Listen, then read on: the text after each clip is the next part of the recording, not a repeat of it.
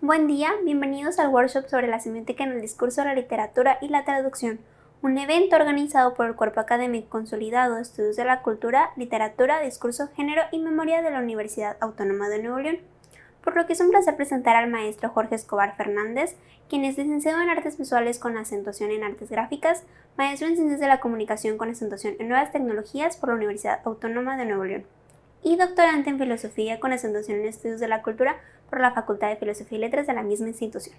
Actualmente es docente de la Facultad de Artes Visuales de la UANL, con intereses en las manifestaciones de la cultura popular japonesa en México, por lo que nos presenta su ponencia titulada Cultura de masas japonesa, manifestaciones, consumo e identidades juveniles en Monterrey, México.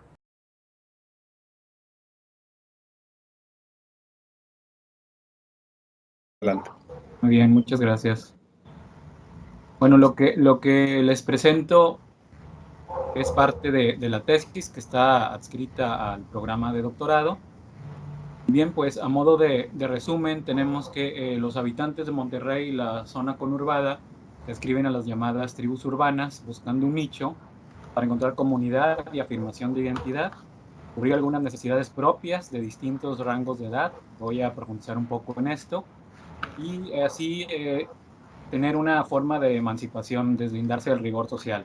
Hablamos específicamente de la subcultura otaku, es un vocablo japonés originalmente de carácter peyorativo, pero que se ha convertido poco a poco en una categoría social aceptada y ha cambiado un poco el sentido. Originalmente se usaba para definir a personas con aficiones obsesivas sobre cualquier tema, y en Occidente ha cobrado el significado para definir a personas aficionadas a productos de la cultura de masas de Japón, historieta, conocida como manga, dibujo animado, anime, videojuegos, películas, series televisivas, telenovelas, conocidas como doramas, objetos coleccionables, entre otras cosas.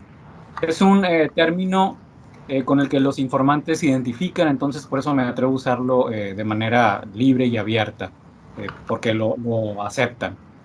El método etnográfico y algunas técnicas de recolección de datos propias de la investigación cualitativa serán utilizadas en la realización de este trabajo. Algunas de estas ya se han usado. Como antecedentes, tenemos que en la década de 1970 se dan los primeros acercamientos de este tipo de productos en la televisión nacional. Llegan las primeras series familiares eh, con unos 5 años de retraso con respecto a su transmisión original en Japón. Llegan Ultraman, Goldar, Esper, Señorita Cometa, que por algunas generaciones son productos bastante conocidos.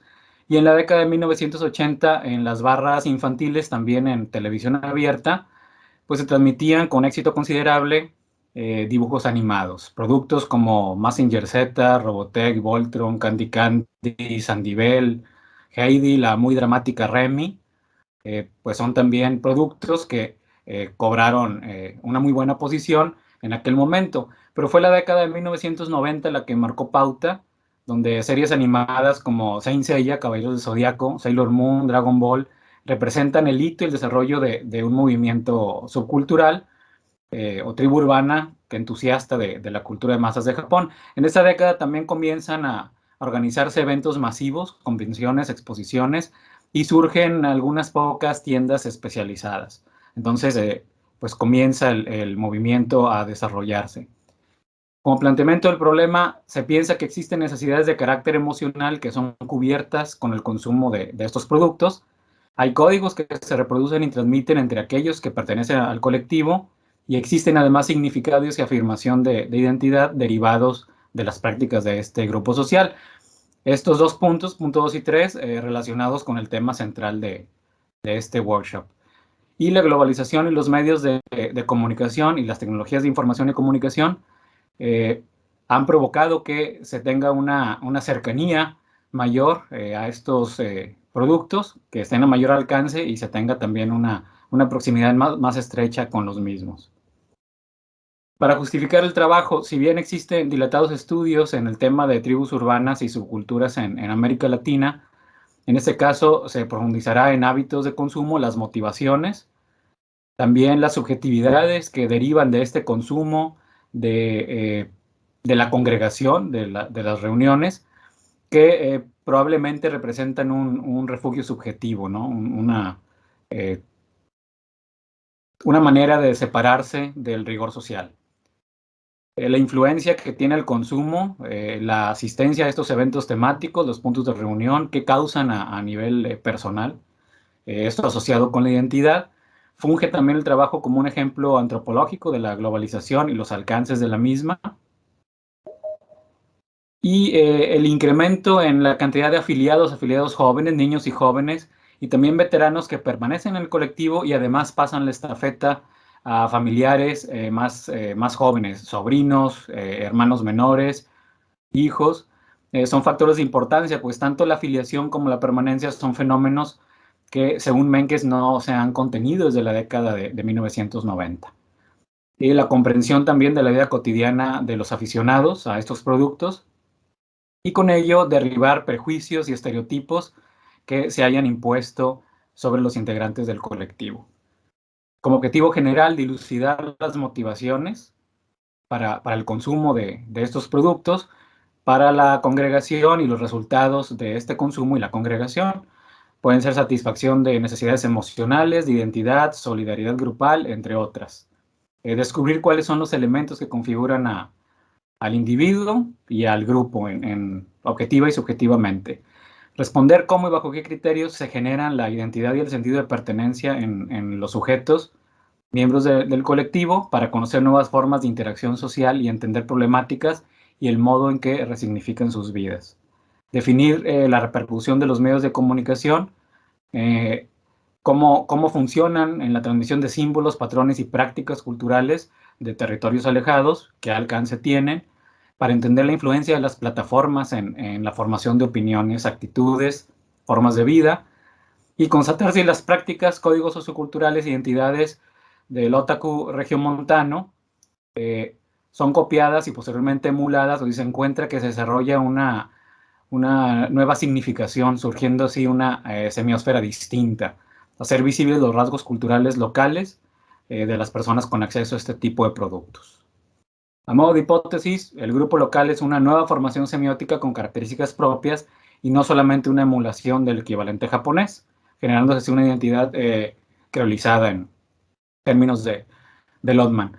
Se me ha comentado que forzosamente hay una formación semiótica nueva, pero es algo que quiero descubrir de palabras de los informantes.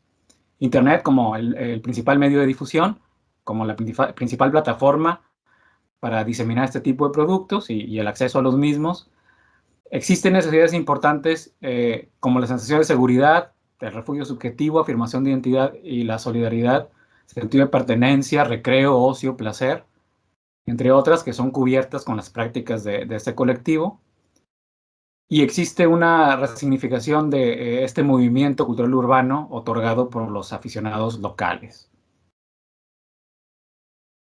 Como metodología, se precisa hacer observación participante, herencia metodológica de Bronislaw Malinowski, hacer un trabajo de inmersión en la vida cotidiana de este colectivo, participar de algunas de sus actividades, desarrollar entrevistas en profundidad, que ya se ha trabajado en esto, con historias de vida también. Son herramientas propias de la antropología social, la escuela británica. Y así traducir, explicar, describir los propósitos, las funciones y significados que proyectan eh, a las acciones de su vida diaria. El enfoque del trabajo es cualitativo, indagar en la vida cotidiana del grupo, observar, analizar, interpretar, y con un alcance descriptivo, una descripción detallada y sistemática de comportamiento, inventario de hábitos, de los códigos que configuran a este colectivo.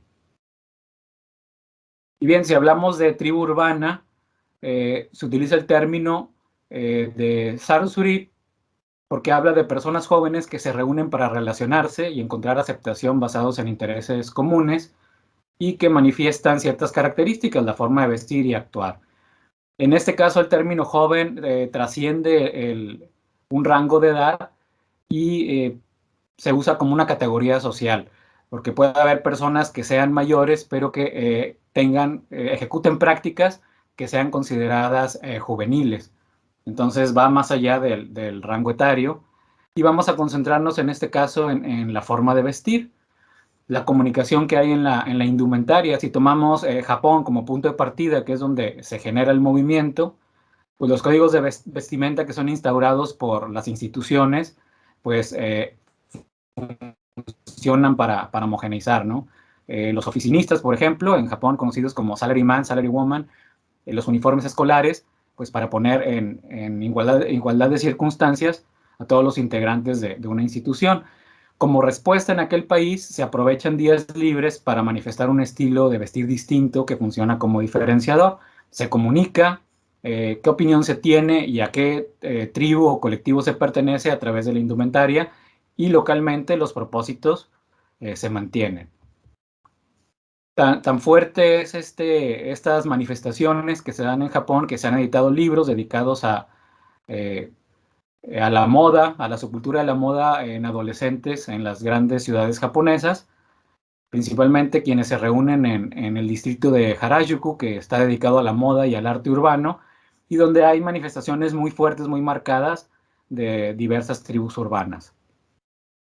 Y esos libros funcionan como una suerte de catálogo, que demuestran gráficamente cuáles son las características o criterios que deben cubrir los integrantes de una tribu urbana. Sí, hay tribus que son de mujeres solamente, y hay tribus mixtas, peinados, indumentaria, accesorios, etcétera, ¿no? Y eso de algún modo se traslada localmente, pero cambia el significado. Tenemos, por ejemplo, el uniforme que representa una manera de reducir lo individual, de negar la unicidad y promover la introducción a una institución, que es la escuela. Pero para algunos integrantes del colectivo otaku occidental, usar este Sailor Fuku, el uniforme de marinero, es una forma de imitar a los adolescentes de preparatorias japonesas y no un asunto de restricción, más bien de libertad. Entonces, se usa como una forma de disfraz para el modo de homenaje, eh, por un asunto aspiracional de este estilo de vida japonés. Entonces, ya el significado del uniforme cambiaría de este lado del mundo. Del mismo modo, Lurie menciona la indumentaria como el primer lenguaje utilizado para comunicar y que permite leer elementos como edad, sexo, género, clase social, profesión, lugar de origen y, en el caso del objeto de estudio del presente trabajo, el colectivo, tribu urbana o subcultura a la que se pertenece.